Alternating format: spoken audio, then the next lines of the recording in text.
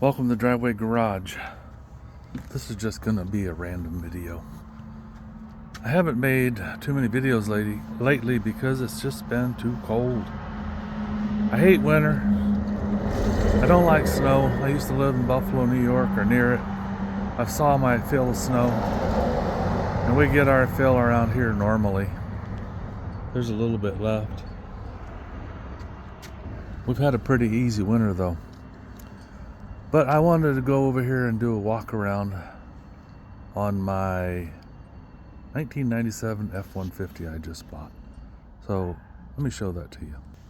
There it is.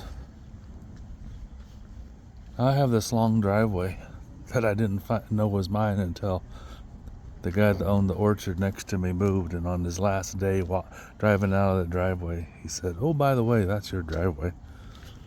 Kind of ticked me off. When I bought the house, I was told it was a shared driveway, and it used to be a paved road that went all the way up to the farmhouse, a couple 100 feet up that way by those trees. But anyway, this is a truck I bought the other day because I do Home Depot deliveries out of my own vehicle, and I've been using this Trailblazer, and it's an extended one, and it works pretty good. The seats lay down. I didn't bring the key out to it. I'm sure it's locked up, so you can't look inside of it. But the seats lay down. You can fit 7 feet inside there. But sometimes you need a pickup because they won't give you the bigger gigs unless you have one. Oh, I think I paid too much for this after thinking about it, but it's in pretty good shape body-wise. And when you guys are buying a vehicle, don't just look at the tires and say, "Oh, they got good tread." Try to find the manufacturer's date on them, because these had a lot of tread. They would have been fine tires, but I had to crawl underneath with the flashlight and I found the manufacturer's date, and they were 9 years old. And what I noticed was, I got down here and looked real close. They were starting to crack, going around a half inch out here where the bead was, kind of. They're starting to get hairline cracks. And so I thought, these can't be that new of tires, even though they had a lot of tread. So I crawled under there with the flashlight, and I found out the manufacturer date was 2009, 2008. Anyway, too old. So I was going to put new tires on it because I drive a lot. But I stopped by, we have two Les Schwabs here, and I stopped by the first one. They didn't have anything. The second one had these Michelins, and they're almost brand new tires. Somebody must have bought them, didn't like them, or they came on something they didn't like, put different tires on. So they're almost brand new tires. And it was a little over $500 time I got the tires mounted and balanced. Now this truck originally had a key that was broken off right here. And then when I bought it, they brought me the spare key with key fob, but the battery's dead, so it won't work. It takes a 2016 battery, which I don't have. I have like 2032 and 2025s, but not 2016. So the interior is pretty good shape. The seat's good. It's not all torn up. Pretty much the whole interior is just in really nice shape. Now this is a 97. So they had the third door over there. That was like the first year for that. And the next year, Dodge came out with the quad cab. And that was the first brand new truck I ever bought. And the reason I bought it, because it had a door over here. And I was getting in and out of the back seat a lot because I was an insurance salesman. And I didn't want to have to go over there every time I wanted to get something out of the back seat. So I bought a brand new Dodge 1500. Pretty much just like this truck, except with another door. This one has electric seats. Now the worst thing about this car is the carpet. It's just filthy. It's got old floor mats, but the carpet's really dirty. I haven't done anything because it's been too cold. You can see over there all the stains. I like to have a clean vehicle. I was going to take it to a detail shop and have them shampoo everything, but usually they'll detail a vehicle for like $150, but if you want it shampooed, then it's extra. I think I'll just take care of it myself. But right now, It won't fit in my garage because I got some other stuff in there. And it's too cold outside. If I shampoo the seats and the carpets, it's just going to freeze instead of dry, so I'm just going to leave it. Now, when I bought it, the radio worked, but it didn't sound very good, so I played around with the controls, and the front speakers don't work, but the back speakers worked. And I've got one of these Bluetooth things I hook up, and I plug that in, and I tune the radio to 88.7, then I can run my Pandora off my phone right through the speakers on the truck. It does have a cassette player, but I don't have any cassettes. I do have some CDs. But yesterday, I said, well, I'm not going to just waste the whole day doing nothing. So I came out here. Oh, look at that. Little secret compartment. Anyway, I came out here. I thought, well, I'm going to take this door panel off. And there's two problems. This switch doesn't work. So I'm not sure. I wasn't sure if it was the window regulator, the motor, or if it was just a switch. And so I went through the process. I took the door panel off, and then when I plugged this in and clicked it, you could hear the motor clicking, but it wouldn't do anything. So I'm pretty sure the regulator's shot. Now, when I had the door panel off, I thought, well, I'll check the speaker, see if it's broken, or maybe somebody unplugged it because it was broken. Well, it was plugged in, and it looked like it was in good shape. It wasn't cracked. Well, I turned on the radio to play with the controls, and guess what? The radio comes on. I have no sound anywhere. I don't have front speakers or back speakers. Now, let me try it again, just for the heck of it. Get the key in here, put it on accessory. Now, you can see the radio's on, but the volume's up all the way, and we got nothing. I don't know what happened, but we lost the volume. So evidently we have a bad radio. Now I could take this cover off, it just pulls off, and I could pull the stereo out and make sure the connections get on the back. Look at the speaker wires, see if anything's wrong there, but I'm sure it's probably an internal problem with the stereo. Let me shut that thing off. We don't need that on anymore. So anyway, the radio looks nice, but it doesn't work at all. The glove box won't close tight. As you can see, it's open. What else can I show you about this truck? I'll walk around it. The body's in really good shape. I bought some trucks that ran good that looked like crap. The wheels need to be cleaned up.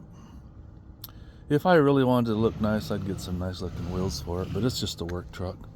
It does have a 6-foot box on it. Maybe it's 6.5, I'm not sure. It's got the tow package. It's got a cowbell on it for whatever reason. Hey, now why isn't that working? Now, there it goes. As I say, the tailgate was working. Oh, look at that. There's a screw down there. Man, some trucks, like this one, have a really heavy tailgate. I've had a few Toyota Tundras, and they have an aluminum tailgate, and they're so much lighter. If you have to lift it up and down all day. There's a little chip in the tail light. The truck's not perfect. It's got a couple, little dings and stuff, but overall, it's in pretty good shape. Now, when I was looking at it, I got underneath it with the flashlight, and I checked the rear end, checked the front end. You see it's got a few scratches along there. Look like door dings, probably being parked in somebody's driveway, and somebody else didn't care about opening their door. It's got some paint fading on the clear coat. The windshield wipers when I bought it were shot, so I went to O'Reilly's and I got some that are silicone. They're supposed to be a lot better and last longer. The headlights are pretty yellowed, but the bumper, the front end's all pretty good. Could throw in some new headlights or try to polish those. Looks like they put in some new valve stems when they did the tires. That's nice. But one thing I'll go ahead and start the truck and show you something. I got in there with the flashlight, and I thought I checked that front end out pretty good. Brr, it's cold out here. This has 226,000 miles on it, but it runs really good. It does have a check engine light for an O2 sensor. Oh, I need to go the other way. I'll show you something, if you can see it, that I missed when I was looking at it. I got underneath the front end, I was checking things, and it looked pretty good. But when I had the tires put on, I asked them to check the brakes, and they said they were good. But they said one of the sway bar links was broken. There it is right there. It's supposed to be a bolt on the top of it. So, I'm going to have to keep that out of there, or try to undo the screw on the bottom and bolt, replace that. This boot is torn a little bit, the other one's worse, but there's no clicking or anything, so that's okay. This thing doesn't look like it should be just like right there, but it is. Anyway, I missed that when I was looking at it. Now, this is a 97. It runs good, fairly good shape. I paid $3,000 for it. Prices right now are kind of weird, kind of high, but I think they seemed like they were really desperate to sell it. It was parked in a field because they didn't want somebody messing with it. It took them a day to get the snow cleaned off and get to me so I could look at it, and they were asking over $4,000. If I was smart, which sometimes I'm not so smart, I should have offered them $2,000, and I think they would have taken it. I already knew the tires, if I had to buy new tires, were going to be $1,000 or more. Oh, another thing, when you do the lock and unlock, driver's side works fine. Passenger side, nothing. So it might need lubricated, but it might need something more than that. And like I said, the key fob doesn't work because the battery's dead. So I've got to go to Walmart or someplace and get some 2016 batteries. It takes 2 batteries, which is kind of weird too. Most key fobs only take 1. Well, that's my F150. I'm thinking about fixing that sway bar link and then just putting some for sale signs on it. I'm supposed to look at a Toyota Tundra on Sunday, and it's a regular cab long box, but it does have some room behind the seats a little bit, so you can put some stuff, because I carry tie-down straps and blankets for hauling stuff. But the nice thing is it's an 8-foot box. They're asking about $11,000 for it. It's a 2007, and I'm going to see if I can buy it for around $9,000, but probably not. Oh, well, I'm out here. What else? Oh, they're building the house. I used to have an orchard beside me, which was really nice. The guy would give us free cherries, and he had a few peach trees. He'd give us peaches once in a while. But then he sold it, and 4 years later, they're finally building houses. You can see 2. Way where are they at? Back there. There's 2 houses there. There's another one you can't see to the right. And then there's one, a gray one right there. And then this one they're building. Now, the other day I came out here and there were half a dozen nails in my driveway. Here and there, bent over. They'd pulled out. Probably just chucked them off the roof or whatever. So I went over and talked to them.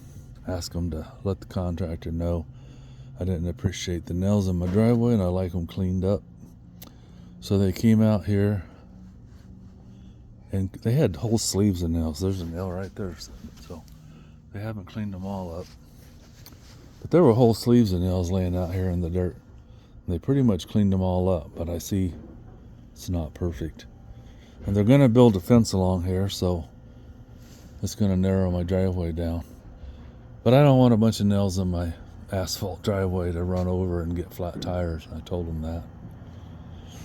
Well, I wished it would warm up. It's been in the 20s and 30s for like a month, so I haven't been making videos. It's just too cold.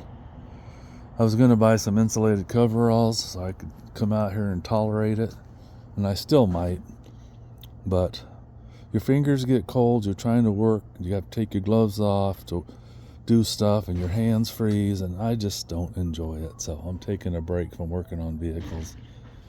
I may go ahead and fix that sway bar link so I can sell this truck if I buy that Tundra. And then I'll probably sell my Trailblazer. I really like driving that. It's a 4.6, I think, it's a V6. And man, that thing's got a lot of power. You go to pass somebody in the highway, I mean, it will just take off. And if you set your cruise control on 65 and you're going 30 or 40 and you hit resume, it's like you floored the truck. I mean, it just takes off full throttle until it gets back up to speed. You don't want to do it when it's slippery, unless it's in four-wheel drive, because you will lose control.